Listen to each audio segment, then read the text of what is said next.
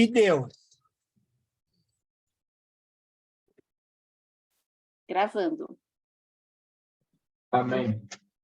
Senhor Jesus, nós queremos te agradecer por esse dia, te agradecer pela tua graça, a tua misericórdia que se renova a cada manhã, Pai. Pai, te agradecer pelas tuas bênçãos, pela tua proteção, pela vida, pelo ar que nós respiramos, pela saúde que o Senhor nos dá, Jesus. Pai, nós queremos te pedir que o Senhor abra as nossas mentes, abra os nossos corações para receber aquilo que vai ser falado hoje. Abre os olhos do nosso entendimento, Senhor, para que a gente possa entender exatamente aquilo que está escrito na Tua palavra, Pai. Ó Deus, que o Senhor nos revele, Papai, os Teus segredos, Papai, aquilo que está no Teu coração para este tempo, para as nossas vidas, Pai. Ó Deus, nós queremos ser canais, Papai, da Tua bênção, canais da Tua luz para essa terra, Papai. Queremos ser realmente luz do mundo, sal da terra, Pai. Então, que o Senhor possa falar conosco nessa noite, Deus. Em nome de Jesus. Amém. Amém. Amém. Amém. Amém e amém. Bom, família, hoje a gente vai entrar de fato, né, no capítulo 2. Semana passada a gente leu a outra carta de Efésios, né, que João escreveu. Jesus mostrando as 7 igrejas, né? Eu quis passar essa carta antes da gente entrar na pregação, porque até agora, o capítulo 1 que a gente leu, lembra que Paulo se apresenta, né? Ele faz a apresentação e louvor, a apresentação e saudação, emenda um hino de louvor e oração e intercessão. E só no capítulo 2 é que realmente ele vai começar a pregar, vai começar a ensinar, né, o povo de Éfeso. E é interessante que a gente vai entrar agora, vamos ver do verso 1 ao 10 do capítulo 2, e nesses capítulos é que está o plano eterno de Deus. Eu até coloquei, né, de manhã, falando do propósito eterno de Deus, que sempre foi uma família, né, de muitos filhos semelhantes a Jesus. Para cumprir esse propósito eterno, ele precisou de um plano eterno também. E a gente vai ver isso, né? Como é que é esse plano. Então, é a mesma coisa, assim, eu tenho um desejo de ter um lar, né? Então, eu vou me empenhar para construir uma casa, né? Ter um lugar onde eu possa desfrutar desse lar com a minha família, né? Então, esse plano é o meio que viabiliza o propósito. E aí começa no capítulo 2, né? Sempre foi, desde o início, né? Por isso que eu sou bolado com a história de família, porque o coração de Deus é família, né? É uma família de muitos filhos semelhantes a Jesus para a glória de Deus, né? Então, esse plano, levando em consideração a queda do homem, né? Por causa do problema do pecado, que ocasionou a queda, Deus traça esse plano na eternidade passada. A gente lê lá no livro de Hebreus, quando ele já separa Jesus para ser o primeiro de muitos, né? Para viabilizar o propósito dele. Então, até agora a gente veio falando do propósito e agora a gente vai entrar no plano. E é interessante que esses versos, né, são 10 versos que eu separei primeiro do capítulo 2, vai falar da nossa redenção, né? Na verdade, a Bíblia fala, né, da nossa redenção, é um livro redentivo. E aqui nessa porção é um resumo muito preciso disso, da nossa redenção. É legal até assim, se alguém perguntar para a gente do que a Bíblia fala, a gente pode ler esses 10 versos. Você abre Efésios 2, se tiver na dúvida, abre Efésios 2, lê de 1 a 10. Ele vai entender o processo redentivo do homem, do que Deus fez para redimir o homem, né? Se você estiver evangelizando alguém e essa pessoa tiver muitas dúvidas, também pode começar lendo esses 10 versículos, né? Está bem condensado e simples, apesar de ser uma das cartas mais profundas de Paulo, né? Então, essa carta vai falar da natureza, do desenvolvimento e da abrangência de toda a obra de Deus, né? A obra salvífica, como o pessoal gosta de falar, né?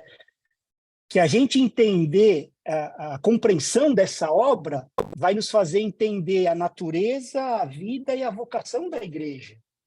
Eu não sei, eu olho igreja, eu acho que está meio fora da vocação, da natureza e da vida do que Jesus veio trazer aqui para a Terra, né? Então, se a gente não compreende bem a obra da redenção, a gente não vai compreender direito essa natureza, a vida e vocação da igreja, né? Então, Paulo nos fala como essa obra se desenvolve, como vai afetar a compreensão da gente, irmãos, de quem nós somos, como nós vivemos e qual o nosso papel nesse tempo, né? A gente precisa entender essas coisas, mas para a gente começar, eu queria voluntários para a gente ler Efésios 2, de 1 a 10. Vamos finalmente entrar no texto. Se alguém pudesse voluntariar, abençoa a gente aí.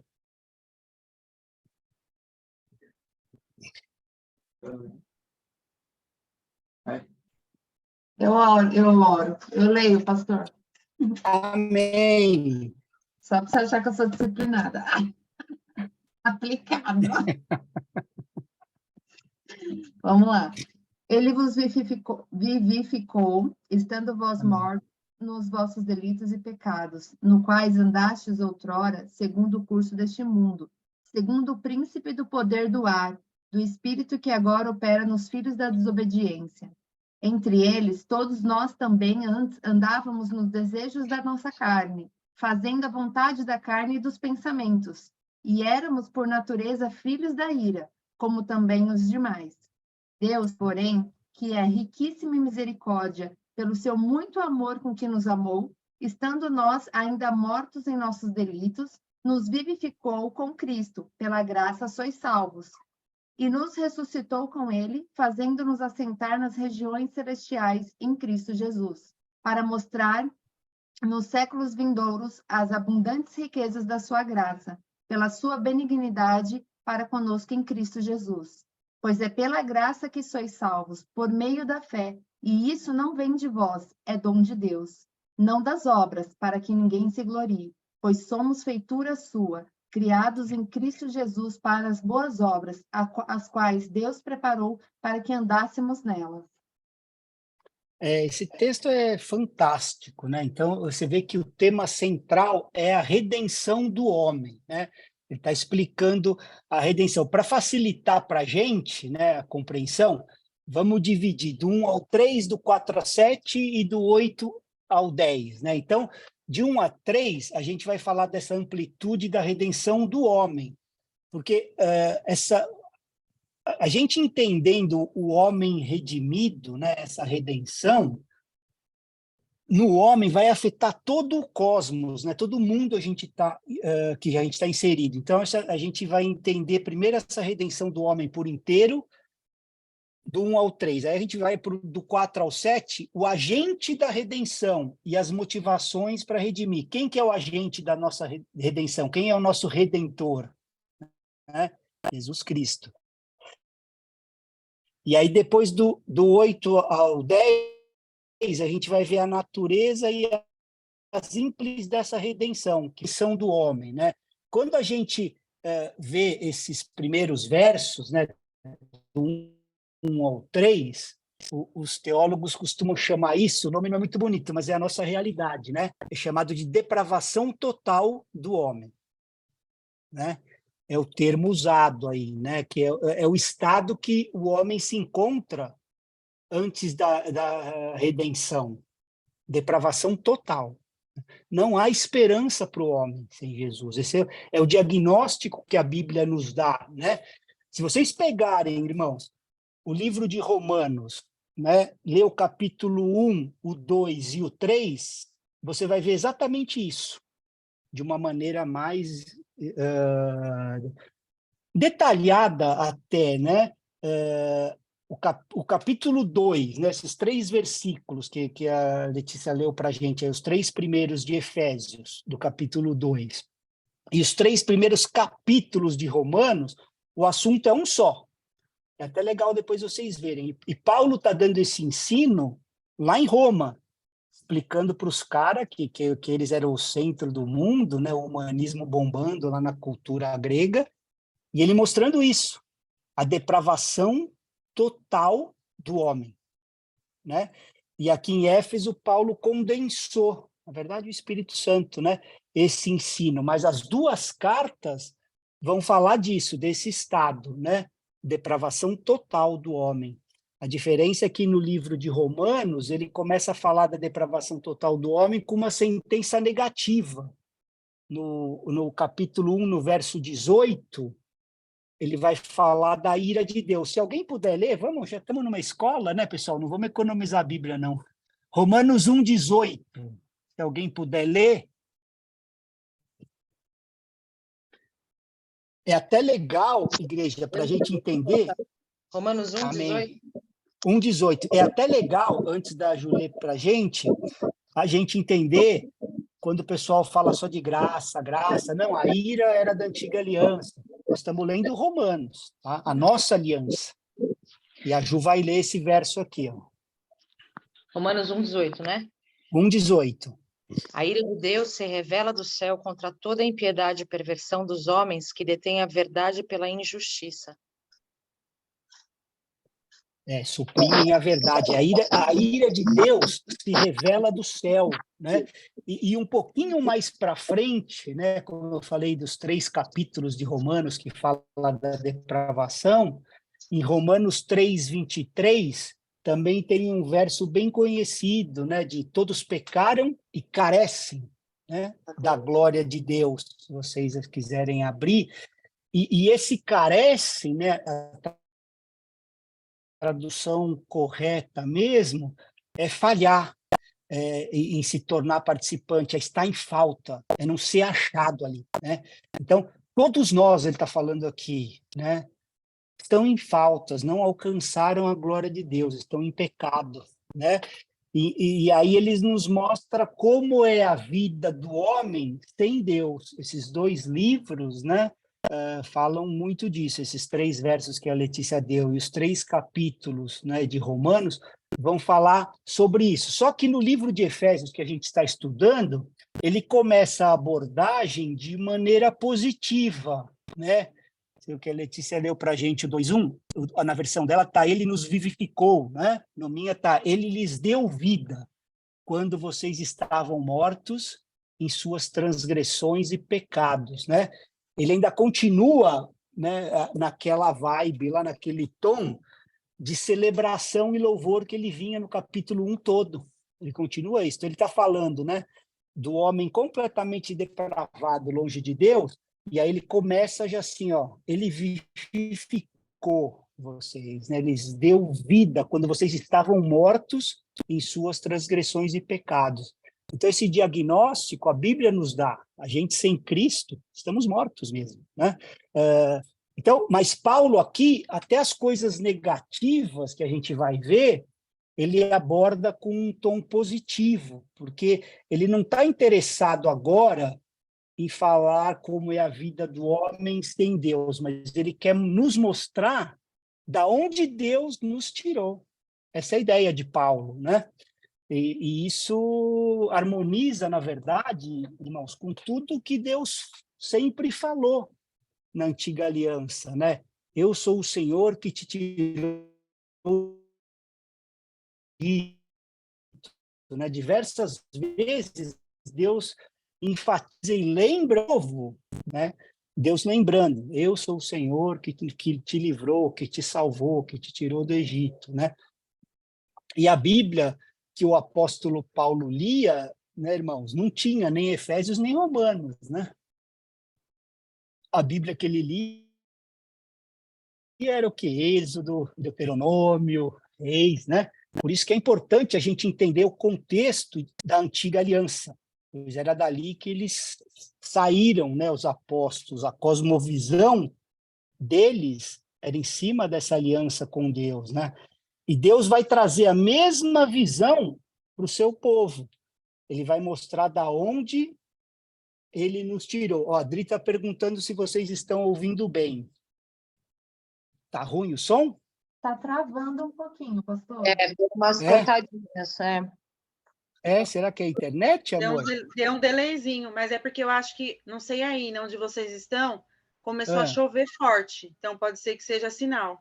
Aqui também está chovendo. Bom, Amor, se aqui ficar tá muito... cortando, eu tô te ouvindo tudo picado, assim, e aí fica uns barulhos esquisitos e depois volta. Por isso que eu perguntei se eles estão ouvindo bem, Não, porque eu mas não achei que tá era só assim, eu. não. Pri. Não, não tá nesse nível, não. Se Tá. não tiver dando para entender, eu Ó, agora mesmo. pego É. o Agora mesmo tá fone cortando, de Sérgio. fio, que acho que será que precisa de internet, hein? Cortou. É, tudo. Então, cortou tudo agora. Você não quer pegar um Espera outro fone? aí. Então vai lá, porque daí a gente dá um pausezinho. Tanana, tanana. Enquanto isso, a gente faz propaganda. E o professor vai passar atrás de mim.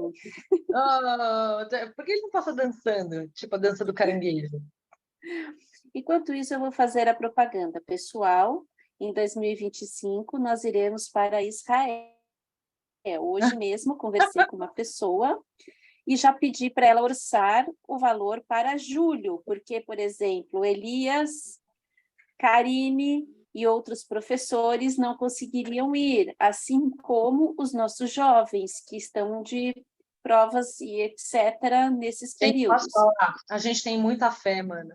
A gente tem muita fé que a galera tá falando, vamos, vamos!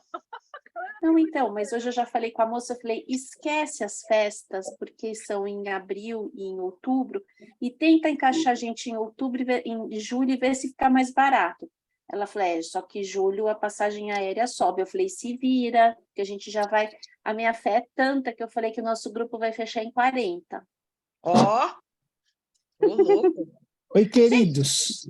Voltamos, Tá melhor? intervalo. Intervalo acabou, pessoal, vamos voltar para a aula. Mas você A gente é amador mesmo.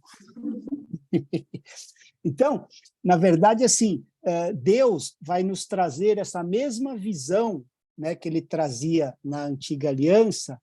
Ele vai nos mostrar da onde ele nos tirou, né? Então, quando a gente fala assim, Deus nos salvou, né? Fala de salvação. Nos salvou do quê? Né? Do nosso modo de viver, né? Do curso desse mundo e da inclinação da nossa carne, tá? É isso que está falando. Embora isso, irmãos, pareça simples, a gente precisa estar sempre lembrando dessas coisas. Né? Senão nós vamos continuar pensando que a salvação se resume que ele nos perdoou. Ele me perdoou. E a salvação inclui esse perdão absoluto, mas a salvação não se resume absolutamente em perdão. É muito mais abrangente a amplitude da salvação, né? Do que Jesus nos salvou, como a gente acessa a plena salvação, né? Deixa eu perguntar aqui, se a gente chegar para um cristão e perguntar se ele foi salvo, ele vai falar que sim, né? A maioria do cristão deveria falar que sim, né? Se perguntar, você foi salvo? Qual que vai ser a resposta? Sim. Aí, se a gente perguntar do que ele foi salvo, a maioria vai titubear. Não vai saber dizer do que foi salvo. E se a gente perguntar, para engrossar um pouquinho mais, para que ele foi salvo? Aí azedou o pé de frango, não? Então, a questão não é assim, se fomos salvos. Né? A gente precisa caminhar na palavra, né? Entender isso. A questão não é essa, né? Se fomos. A questão é do que fomos salvos. A gente precisa entender, e esse livro está nos ajudando nisso. Para a gente poder entender, se a gente entende do que a gente foi salvo, a gente vai conseguir entender para que a gente foi salvo. Né? Então, é uma crescente, né? Por isso que a gente precisa entender a abrangência da nossa salvação. Né? A gente fica ensinando, né, igreja, as pessoas a como viverem na terra prometida, quando elas não entenderam nem o que era o Egito na vida delas. Elas nem se tocavam do que era o Egito. E a gente ensinando ó, terra prometida, tal, eles não deram nem conta. Então, essa é a importância da gente se lembrar do que nós somos salvos. Por isso que desde a Antiga Aliança o Senhor vai falando isso, né? E Paulo vai organizar dessa maneira, né? Ó, vou reler aqui na minha versão. Deixa eu pedir para alguém ler, vai. Efésios 2:1, né? 2:1, 2 e 3, né? Então ele fala assim, quem pode ler o verso 1? Eu lhes dei vida É. quando vocês estavam mortos em suas transgressões e pecados. Tá. Então, aqui ele já diagnosticou a gente, né? Aí, o 2:2. Quem pode ler? Pode continuar? Nos quais vocês andaram noutro tempo, segundo o curso deste mundo, Ó, segundo o príncipe... pode até parar um pouco aqui, Mi, só para a gente entender. Então, ó, nos quais vocês andaram no outro tempo. Então, ó, nos salvou do nosso modo de viver. Lembra que eu falei 3 coisas? Modo de viver, o curso desse mundo e a inclinação da nossa carne. Então, ó, nos quais vocês andaram no outro tempo. Então, ele já nos salva disso. Ó, de onde vocês andaram, outro tempo, né? Do nosso modo de viver. Aí depois a Mi estava continuando, segundo o curso desse mundo. Tá? Segunda coisa, do curso desse mundo. E agora ela vai continuar para finalizar a inclinação da nossa carne. Vamos lá, Mi, o 2 e o 3. Segundo o príncipe da potestade do ar, do espírito que agora atua nos filhos da desobediência. Entre eles também nós todos andamos no passado, segundo as inclinações da nossa carne, fazendo a vontade da carne e dos pensamentos. E éramos, por natureza, filhos da ira, como também os demais.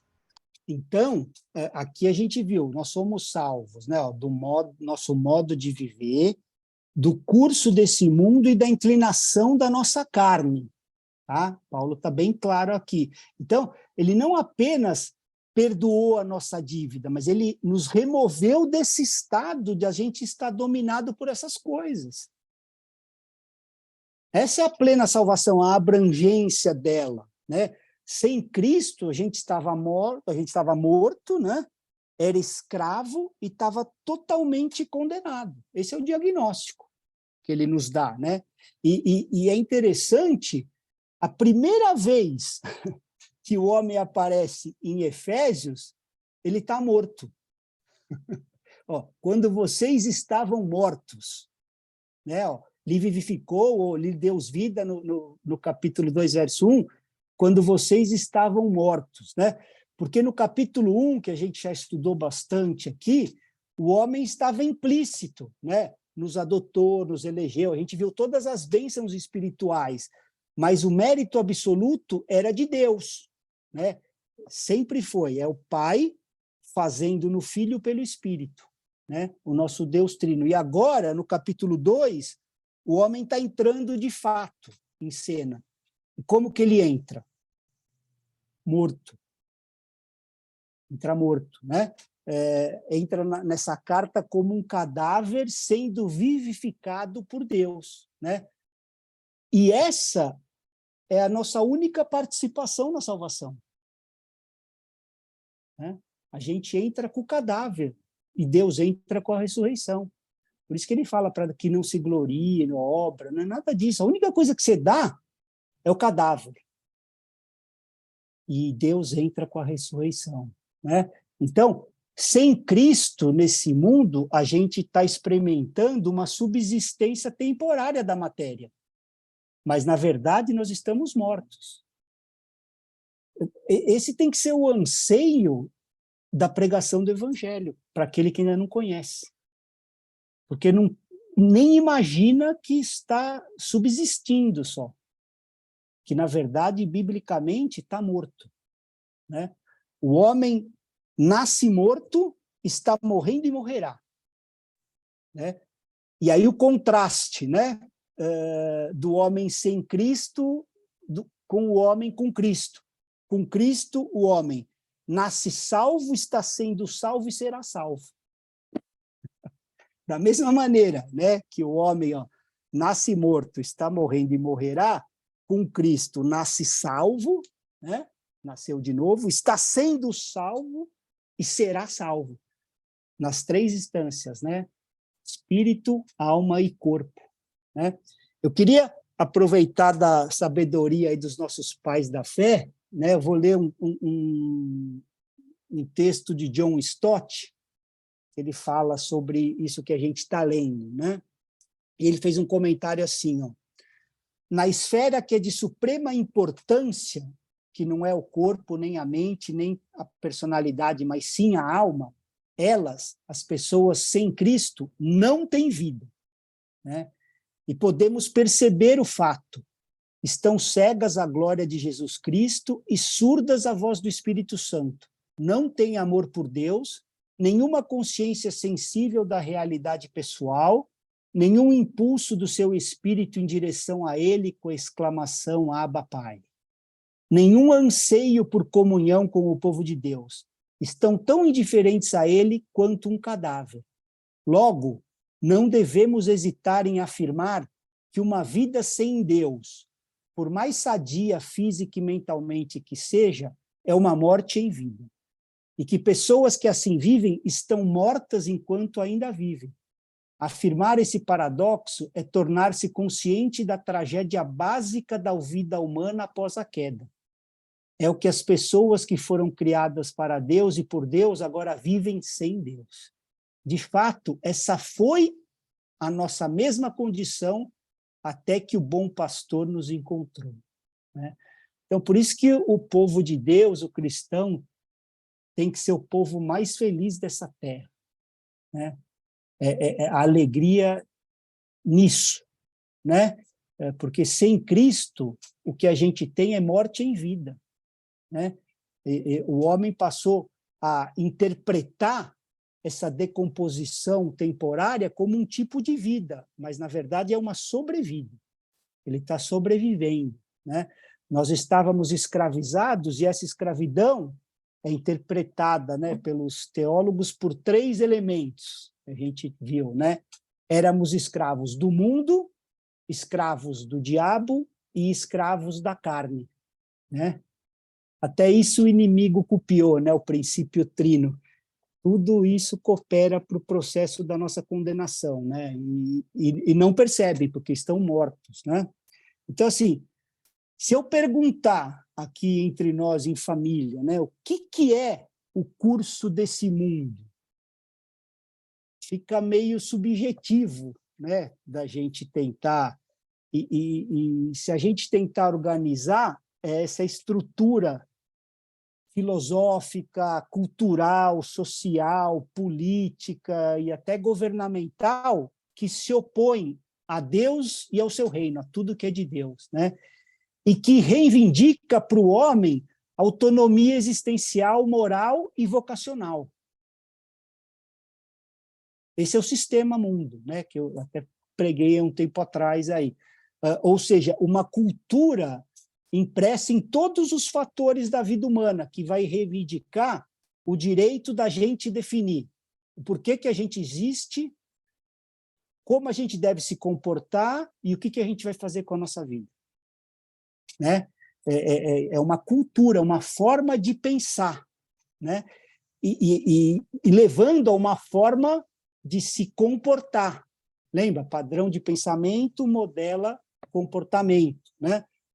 E aí o homem começa a reivindicar para si mesmo o porquê que ele existe, como ele vai se comportar e o que ele vai fazer com a vida dele. Ou seja, a base do humanismo, cada vez mais forte nesse mundo, né? E o diabo, onde entra nessa, né? Quem que é o diabo? A Letícia leu para a gente, né? O Deus desse século, e apesar da cultura dizer que ele não existe, esse príncipe da potestade do ar influencia o curso desse mundo, operando através dos filhos da desobediência. O texto é bem claro, esse texto, depois vocês meditem nele, né? Então, quando a gente fala desse espírito, o problema é que, assim, a estrutura das igrejas locais, né, ficam focalizando nessas coisas de expulsa daqui, cai para ali e tal, tira o demônio, e acha que é isso, que a pessoa está endemoniada. Mas não, a atuação dele é através dos filhos da desobediência, né? Se a gente continuar achando que é esse show aí que aparece nos lugares, a gente vai continuar que, tá bom, o diabo saiu, não está influenciando, não é nada disso. Ele está construindo e trabalhando numa mentalidade das pessoas, né? E na forma como essas pessoas pensam e na forma como essas pessoas se comportam, a fim de que elas continuem reivindicando para elas os seus direitos. Eu tenho direito, eu tenho direito, eu tenho direito, né? O maior exemplo disso, igreja, a gente vê lá em Mateus, no capítulo 16, não precisamos nem ler agora, vocês conhecem bem essa passagem, quando Jesus repreende Pedro. Sai da minha frente, Satanás. Você não leva em consideração as coisas de Deus e sim a dos homens. Né? Então, o que o diabo mais gosta de falar para o homem é acerca do homem mesmo. Não tem nada desses negócios culto folclórico, sabe? Chifrinho, tridentinho, tifurano, não é nada disso, cara. O que ele vai falar de você é que você é o cara, entendeu? Que você tem direito, né? Ele vai falar disso, né? O diabo não precisa falar dele para afastar o homem de Deus. Ele só precisa potencializar quem é o homem. Por isso que é o 666, né? O número do homem, pelo homem e para o homem, né? Na verdade, o inimigo não poupou nem Jesus com essa conversa, né? Lembra lá no deserto? Você tem direito a esses pães. Transforma aí essas pedras em pães. Você tem direito. O reino é seu, você não é o Cristo.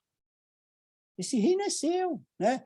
Então, enquanto as escrituras elas potencializam um padrão de justiça divina, né? Uma justiça além da nossa, o Deus desse século ele vai potencializar um crédito de direito que a gente supostamente acha que tem. E, na verdade, nós não temos, né? Nós não temos o direito de definir a nossa origem. Nós somos criados por Deus, nós temos o direito de definir nossa origem, né? Nós não temos o direito de definir os nossos padrões éticos e morais. Né? Nós não temos autonomia moral para isso. Né? A gente não tem o direito de decidir, de definir o que eu vou fazer com o curso da minha vida. Né? Só que o Deus desse século está trabalhando desde sempre, potencializando o homem em primeiro lugar. Não, você pode, você, né? E as pregações hoje é só você é o centro do coração de Jesus, e você e tal, né? E por último, é a carne, né? Que a gente pode resumir, na verdade, vamos usar como a Escritura resume, né? Que a Escritura fala para a gente, se a gente quiser perguntar o que é a carne, você pode usar como a Escritura resume, em uma disposição mental reprovável. Se alguém puder ler para a gente, Romanos 1, 28, era legal a gente ler o texto, né? Para ver de onde vem. Não, 28, 29 é a continuação.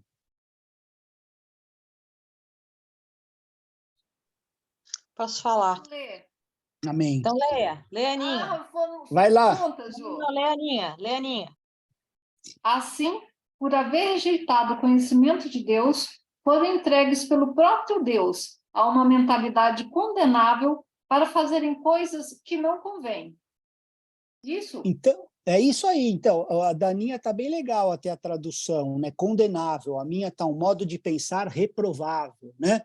Então, por o homem desprezar o conhecimento de Deus, falar, não, eu que sei o que é bom e mal, deixa comigo. o próprio Deus entregou a um modo de pensar reprovável para a gente praticar as coisas que não convêm. Essa é a nossa carne, né? Então, o que leva o homem a ser refém e servo das suas cobiças e das suas paixões, né? E é tão forte isso, igreja, que quando o homem acha que está vivendo em prol dos seus direitos, na verdade, ele está sendo escravo dos seus desejos. Essa é a verdade, né? Se a gente, olha como isso é louco, irmãos. A potencialização dos nossos direitos é que aperta a nossa algema. Quanto mais o direito do homem é potencializado, né, para viver para si mesmo, mais ele se torna escravo de si. E foi para a liberdade que Jesus nos libertou, mas quanto Deus nos tira desse estado de escravidão, aonde a gente cultuava o nosso direito e acabava se tornando escravos do nosso desejo, né?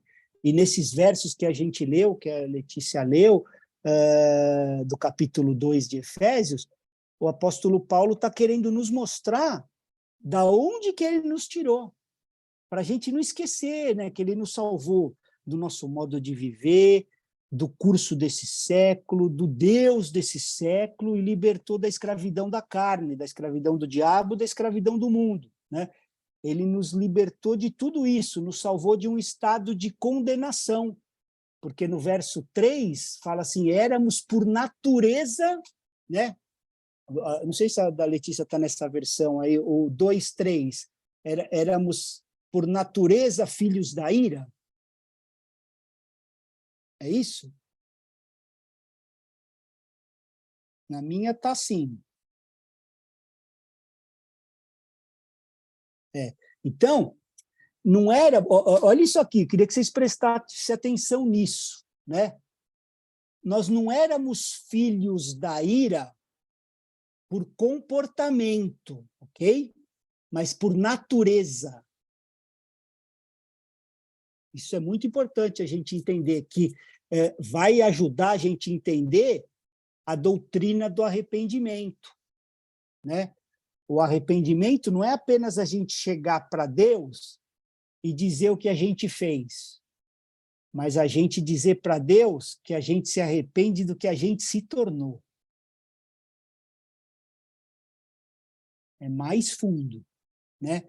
Porque se a gente se arrepende só do que a gente fez, a gente pode achar que se a gente fizer diferente, estamos agradando a Deus, né?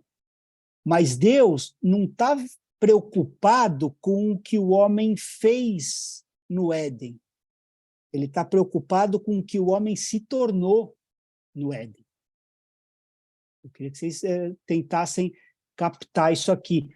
Gênesis 3:22, alguém pode ler para a gente? Gênesis 3:22.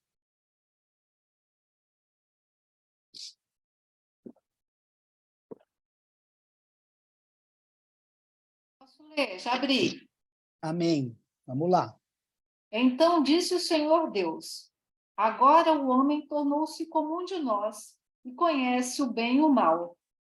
Não suceda que estenda a mão e tome também da árvore da vida, coma e vive eternamente. Então, aqui, eis que o homem se tornou como um de nós, né? Então, se a gente não entende isso, a gente não vai entender o correto desenvolvimento, né? O processo, na verdade, do desenvolvimento da nossa vida cristã. A gente vai continuar a achar que a vida cristã sadia é gerenciar comportamento, né? Faz isso, não faz aquilo. Não, a vida cristã não está centrada nisso, né, em gerenciar comportamento, mas ela está centrada em mudar a nossa natureza. E esse é o plano redentivo do homem, né, mudar a natureza. O verdadeiro evangelho, ele vai transformar inimigos em filhos. Naturalmente, nós éramos inimigos de Deus. Ele vai transformar escravos em livres. E como consequência disso, a gente vai mudando os nossos padrões de comportamento, né? E esse é que é o verdadeiro ministério do Espírito Santo. Não é ficar rodopiando aí, cair no chão, igual o lambari, não é nada dessas coisas. É mudar a nossa natureza, o ministério do Espírito Santo, né? Então, Deus tira a gente desse estado de escravidão, de condenação, né? Desse estado de morte, através do Filho dele, de Jesus, que é o nosso Redentor. Então, através do Espírito Santo, que é o aplicador dessa redenção. Por isso que a obra também é trina, né? Cristo é o agente da redenção, o Espírito é o aplicador da redenção, né? Vamos seguir para o verso 4, né? Então, nós vimos de onde ele nos tirou e agora vai começar a subir, né? Agora entra Deus na fita aqui. Se alguém puder ler Efésios 2, do 4 ao 7, a gente vai entrar no segundo ponto do sermão, né? Ver o agente da nossa redenção. Alguém lê Efésios 2, de 4 a 7.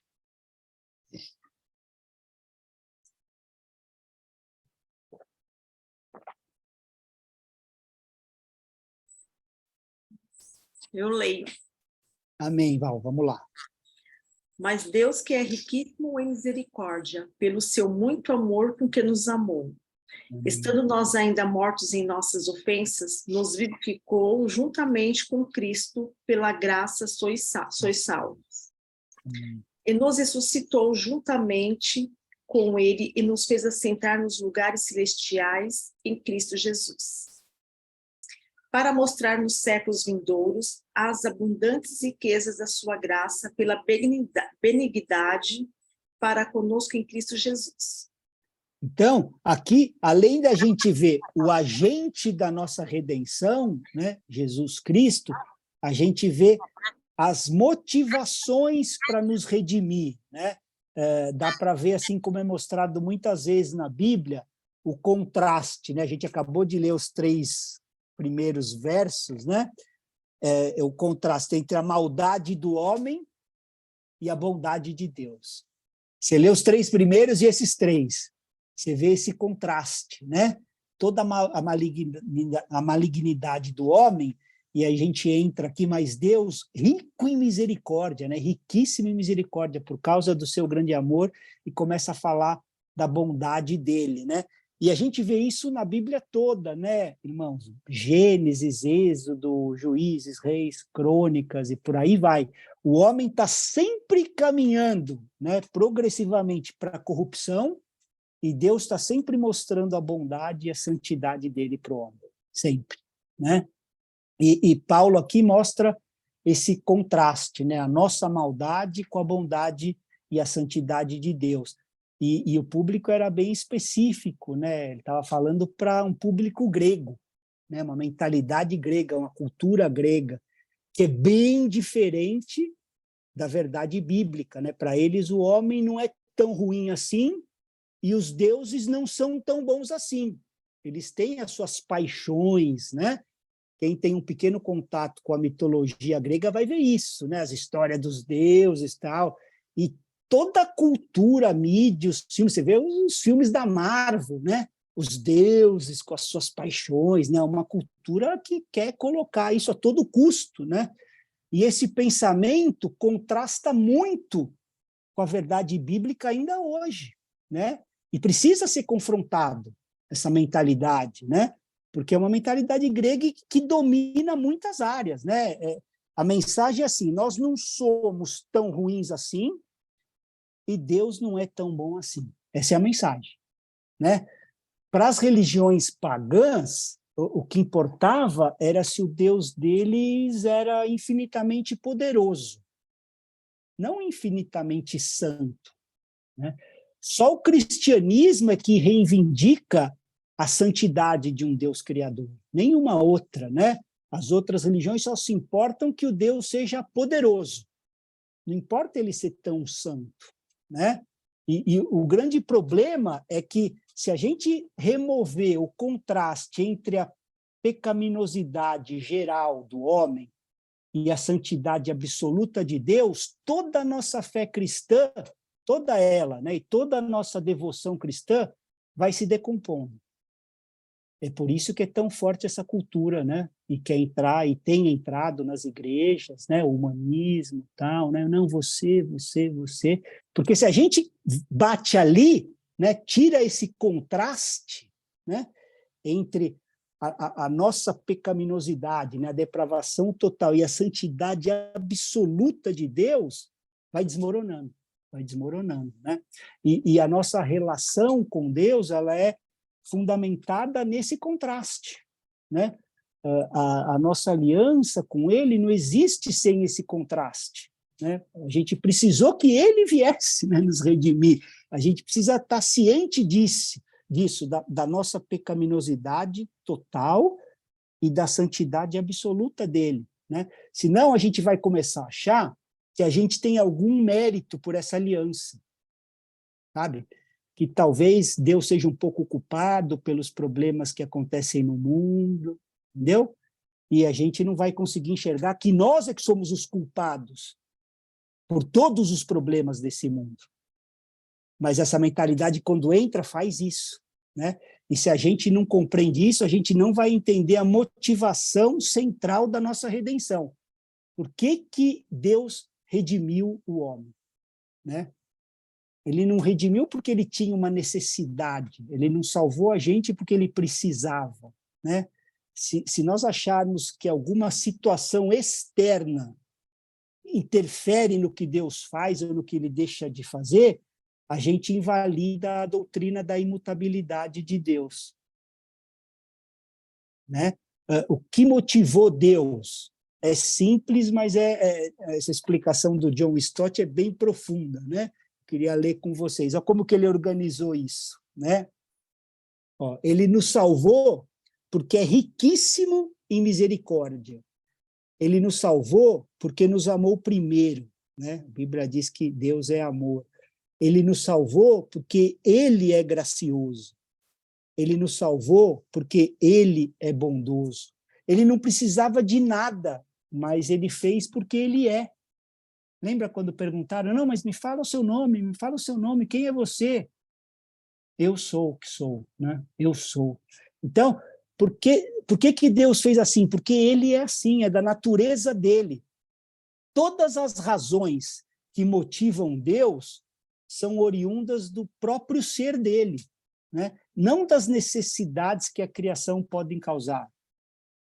Porque se a gente deixar entrar um pouquinho de fermento, leveda tudo, né? Deus não anda conforme as demandas da criação, né? Deus se move por aquilo que está dentro dele, seus atributos, a sua natureza, o seu caráter, né? As razões que motivam Deus são totalmente internas e ligadas à natureza e o caráter dele, né? E a gente lê em Efésios 2:6, né? E juntamente com ele nos ressuscitou, e com ele nos fez assentar nas regiões celestiais em Cristo Jesus. Vamos ver uma coisa prática aqui. Eu estou dando uma corridinha porque a Adri já me deu uns avisos aqui no particular. Já ligou o cronômetro, né, amor? Deus nos tirou de um estado de queda, né? E nos fez assentar nas regiões celestiais em Cristo Jesus. Eu estou no verso 6, tá? Então, a gente leu lá no primeiro verso, né, que Deus nos vivifica, né? A gente leu algumas vezes isso. E aqui, no verso 6, a gente vê que ele nos reposiciona. O que acontece quando alguém é reposicionado? Qual que é a primeira evidência? Ele passa a ver as coisas de um outro ângulo. Você tirou ele de posição, agora a posição é outra. Ele passa a ver as coisas de um jeito diferente do que ele via. Queria que vocês estivessem comigo, viu, igreja? Porque isso é profundo aqui. Passa a ver de um jeito diferente. A gente tem uma nova posição, ou seja, uma nova perspectiva. Não é mais aquilo que a gente está vendo, né?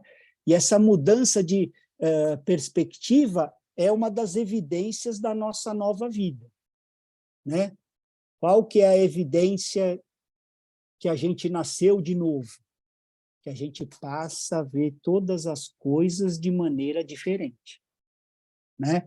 Quando a gente recebe uma nova vida, que a gente leu aqui, a gente recebe uma nova posição e começa a ver as coisas de maneira diferente, né? Começa a enxergar de outra perspectiva.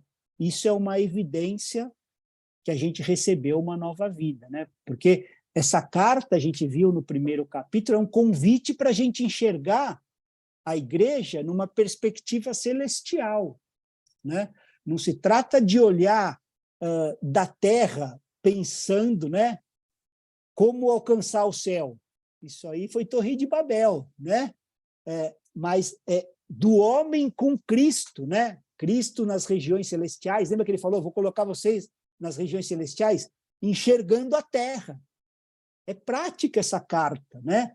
O céu não é mais um lugar alto para nós, mas é onde a gente está sentado com Cristo. É uma nova perspectiva de ver as coisas, né? Do céu para a terra, não mais da terra para o céu. E isso, igreja, tem que mudar todas as coisas, né? Se você enxergar sofrimento do céu para a terra, você vai pensar de maneira diferente. Se você pensar em sucesso do céu para a terra, vai pensar de maneira diferente. Felicidade do céu para a terra, vai pensar de maneira diferente. E tudo muda, todas as coisas, né? A perspectiva celestial muda tudo, né? E no 7, a gente leu, e Deus fez isso para mostrar nos tempos vindouros a suprema riqueza da sua graça em bondade para conosco em Cristo Jesus, né? Então, se nos séculos vindouros não vai haver mais necessidade de redenção, por que ele vai nos mostrar a suprema riqueza da sua graça em bondade para conosco, né? Então, isso aqui ajuda a gente a entender que a graça de Deus não é só para nos salvar, irmãos, né? Somos salvos pela graça, mas a graça não é só para a salvação. A salvação é toda pela graça, mas a graça não é só para a salvação, a graça é para tudo. A graça vai ajudar a gente a desenvolver a nossa vocação e para experimentar, né, o que ele falou aqui, nos tempos vindouros, quando não vai haver mais necessidade de redenção, né? Então, isso nos ajuda a repensar para que a graça serve, né? E, por último, só para a gente terminar até o verso 10, a gente vai falar da natureza da nossa redenção e as suas implicações, né? Então, Efésios 2, o verso 8. Quem pode ler?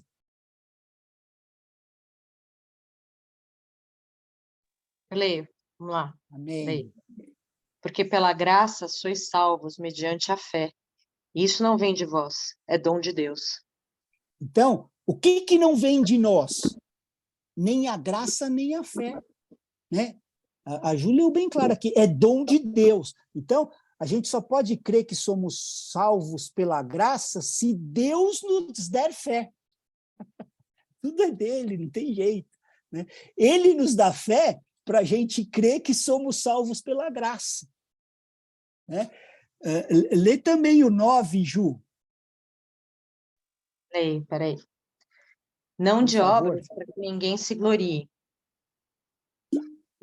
Lá é interessante, né, que em Apocalipse 5, a gente vê que João não achou ninguém digno no céu.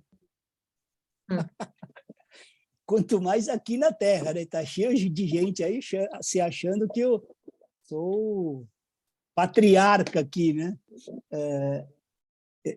Para que ninguém se glorie. Pensa que estamos agradando mais que estamos aqui na escola, né?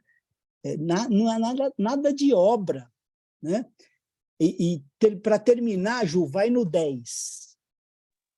Vou. Pois somos feitura dele, criados em Cristo Jesus para boas obras, as quais Deus de antemão preparou para que andássemos nelas. Então, a gente vê que a graça, irmãos, não é uma recompensa, é um presente. Não está recompensando nada, é um presente, ele nos deu, né? Não somos nós que alcançamos a graça é que nos alcançou. É desse jeito, né? E aí Paulo aqui já vai preparando o caminho para o verso 11, né, que aí é a nossa próxima aula, que as obras não são requisitos para a nossa salvação, mas elas são as evidências da nossa salvação, né? Mais uma de John Stott para a gente finalizar. Ó, um paciente, depois de uma cirurgia bem delicada, é uma testemunha viva da habilidade do seu cirurgião. Assim também somos nós, amostras vivas da competência de Deus e troféus da sua graça, né?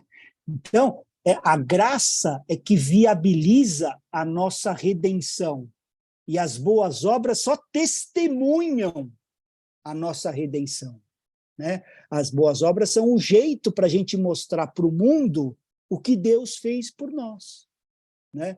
Elas são o anúncio para o mundo do que ele fez por nós, né? Elas vão testemunhar a nossa salvação pela graça.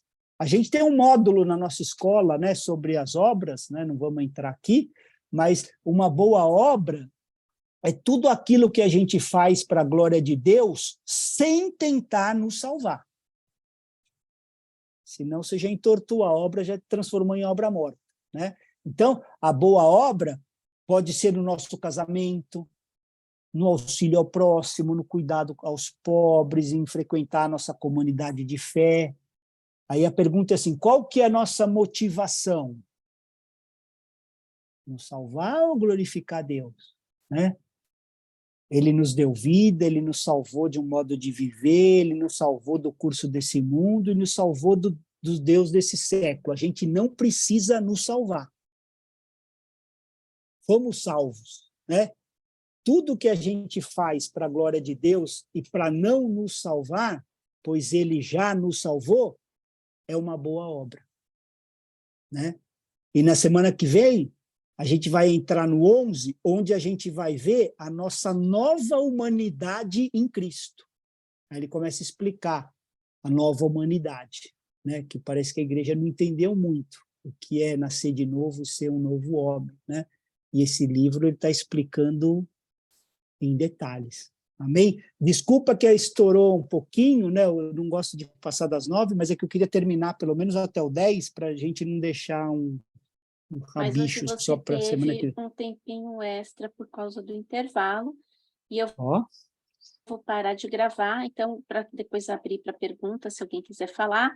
E quem estiver no YouTube, se inscreva no nosso canal, dê um like, aperta o sininho para não esquecer para as notificações e segue a gente nas outras redes sociais, como no Instagram.